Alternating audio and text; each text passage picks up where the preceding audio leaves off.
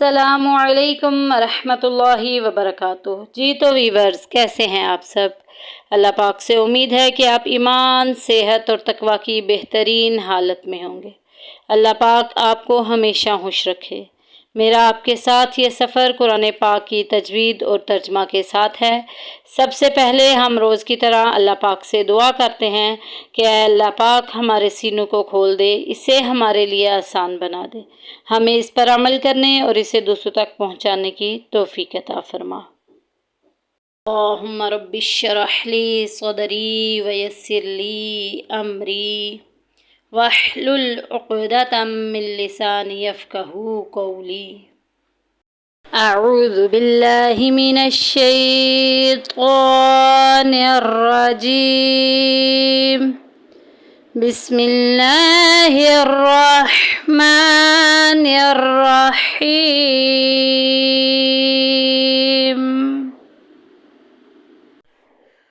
क़ुल्ना बितू, क़ुल्ना, नह नहीं करना, कलकला होगा। नह बितू, वाव साकिन पीछे पेश आ गई, वाव मद्दा का कायदा जारी हो रहा है, एक अलिफ के बराबर लंबा करेंगे। क़ुल्ना बितू मिन्हा, अलिफ पीछे ज़बर आ गई, अलिफ मद्दा का कायदा जारी हो रहा है। मिन्हा, मिन्हा। जमीअन, जमी में देखें या साकिन पीछे ज़ेर आ गई, या मद्दा का कायदा जारी हो रहा है, एक अलिफ के बराबर लंबा करेंगे। आगे जीम छोटा सा लिखा गया, वक्फे जायज़ की अलामत, दो ज़बर की सूरत में एक ज़बर पढ़ेंगे। जमीआ, क़ुल्ना बितू मिन्हा जमीआ, इस तरह पढ़ेंगे। फ़इम्मा, मीम मुशद्दिद गुन्ना करेंगे। पूरे कुरान पाक में जिधर जिधर भी मीम के ऊपर शद आई, नाक में आवाज़ लेके जाएंगे। फ़इम्मा, अलिफ पीछे ज़बर आ गई, अलिफ मद्दा का कायदा जारी हो रहा है, एक अलिफ के बराबर लंबा करेंगे। फ़इम्मा यअतियन्नकुम, या में देखें ये या और उसके बाद हमज़ा आ गया, हमज़ा साकिन, हमज़ा साकिन, अलीफ के ऊपर ज़ब्बर ज़ेर पेश जज़म कुछ भी हो, हमज़ा बन जाती है ना, वो हमज़ा जो छोटी वाली हमज़ा लिखने में आती है और ये वाली ये अलिफ वाली जो हमज़ा है, ये दोनों एक ही फिर कायदे में पढ़ी जाती हैं। तो हमज़ा साकिन पूरे कुरान पाक में जिधर भी आएगी हमने उसको झटका दे के पढ़ना है। या तियन्ना, यन्ना में देखें नून मुशद्दिद आ गई, गुन्ना करेंगे। हमने रूल क्या पढ़े थे कि जब भी नून के ऊपर शद आई या मीम के ऊपर शद आई तो वहाँ गुन्ना करना है, नाक में आवाज़ लेके जानी है। या तियन्नकुम, देखिए कुम मीम साकिन के बाद मीम आ गया, इदगाम में शफ़ी का कायदा जारी हो रहा है। और वैसे भी देखिए मीम और नून के ऊपर शद आ गई। हमने रूल क्या पढ़े थे कि जब भी नून के ऊपर शद आई या मीम के ऊपर शद आई पूरे कुरान पाक में गुन्ना करेंगे, नाक में आवाज़ लेके जाएंगे। या तियन्नकुम मिन्नी, या साकिन पीछे ज़ेर या मद्दा का कायदा जारी हो रहा है। मिन्नी हुदां फमन, हुदां में देखें तनवीन आ गई, दो ज़बर की तनवीन आई है, तनवीन के बाद फ़ा आ गया है। अब देखना ये है कि फ़ा किन हरूफ में से है। इजहार, इदगाम, इख्फा और इकलाब, नून साकिन और तनवीन को चार तरीक़ों से पढ़ा जाता है। चार रूल्स हैं, उनके नाम हैं इजहार, इदगाम, इकलाब और इख्फा। इजहार हरूफ हल्की में से अगर कोई हर्फ आ जाए नून साकिन या तनवीन के बाद तो इजहार होगा, ज़ाहिर करके पढ़ेंगे, हमज़ा हा आइन हा व इन खा में से। और अगर यरमलून के हरूफ या रा मीम लाम वाव नून में से कुछ भी आ जाए वहाँ इदगाम होगा, तो बा आ जाए तो इकलाब होगा। उसके अलावा बाकी सारा ख़ानदान जो है वो है इख्फ़ा शफ़ी, इख्फ़ा का, सॉरी शफ़ी तो मीम साकिन के होते हैं, क्वायद इख्फ़ा का। غنہ کریں گے، ناک میں آواز لے کے جائیں گے، غنہ کریں گے، ناک میں آواز لے کے جائیں، وہ ناک تھوڑی ناک سے آواز نکلے گی، تھوڑی منہ سے ہائٹ کر کے پڑھیں گے۔ ہداں فمن تبع، دیکھیں یہاں پیچھے بھی جو ہے یہی رول ہے، اور آگے نون ساکن کے بعد تا آ گیا جو کہ اخفا کی فیملی میں سے ہے، ادھر بھی وہی قاعدہ جاری ہو رہا ہے کہ اخفا ہو رہا ہے۔ فمن تبع ہدایا، ہدا میں دیکھیں الف پیچھے زبر آ گئی، الف مدہ کا قاعدہ جاری ہو رہا ہے۔ ہدایا فلا، فلا میں دیکھیں الف پیچھے زبر آ گئی، الف مدہ کا قاعدہ جاری ہو رہا ہے، ایک الف کے برابر لمبا کریں گے۔ فلا خوف علیہم، خوف علیہم، یہاں پہ دیکھیں تنوین آ گئی، تنوین کے بعد عین ہے، عین حروف ہلکی میں سے ہے، لہٰذا ظاہر کر کے پڑھیں گے، غنہ نہیں کریں گے۔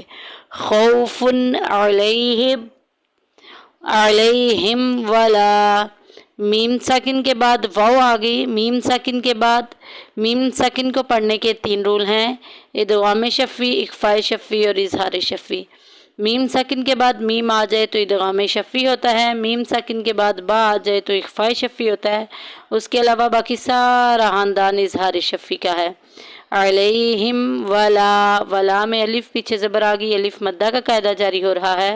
ولا ہم یحزنون، میم ساکن کے بعد یا آ گئی، یا جو ہے وہ اظہار شفوی میں سے ہے، ظاہر کر کے پڑھیں گے۔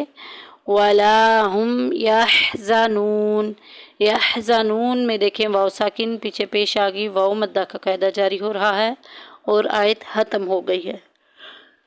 ولا ہم یحزنون، صدق اللہ العظیم۔ جی تو بڑھتے ہیں اب اس کے ترجمہ و تفسیر کی طرف۔ اللہ سبحانہ و تعالی نے قرآن پاک کی اس آیت میں کیا ارشاد فرمایا؟ ارشاد فرمایا ہے کہ قُلْ اهْبِطُوا مِنْهَا، اور ہم نے حکم دیا کہ اتر جاؤ، منہا اس سے جمیعہ سب کے سب، یعنی کہ حضرت حوا اور حضرت آدم علیہ السلام۔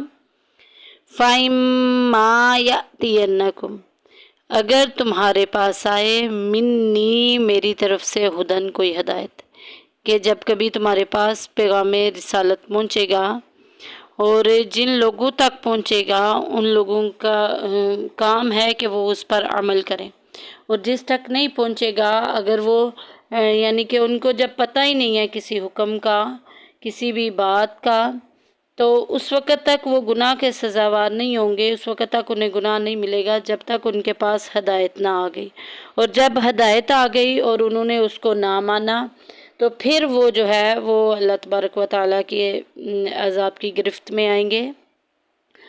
فَمَن تَبِعَ ہُدَایَ، پس پیروی کرنا اس ہدایت کی، جس وقت یعنی کہ ہدایت پہنچے گی اس وقت، یعنی کہ اسی وقت تم نے لبیک کہہ دینا ہے، اسی وقت تم نے اس پر عمل کرنا شروع کر دینا ہے، اور اسی وقت اللہ اور اس کے نبی، جو بھی اس وقت کا نبی ہوگا، اس کو ماننا ہے، اس کے احکامات کو ماننا ہے۔ کوئی بھی بات، اب اس سے ایک اور بات بھی پتہ چلتی ہے کہ کوئی بھی بات جس مسئلے کا نہ پتہ ہو اور انجانے میں کوئی گناہ ہم سے ہو جائے تو اللہ تبارک و تعالیٰ جو ہے وہ ایسے گناہ کی سزا نہیں دیتا، البتہ علم حاصل کرنا بہت ضروری ہے۔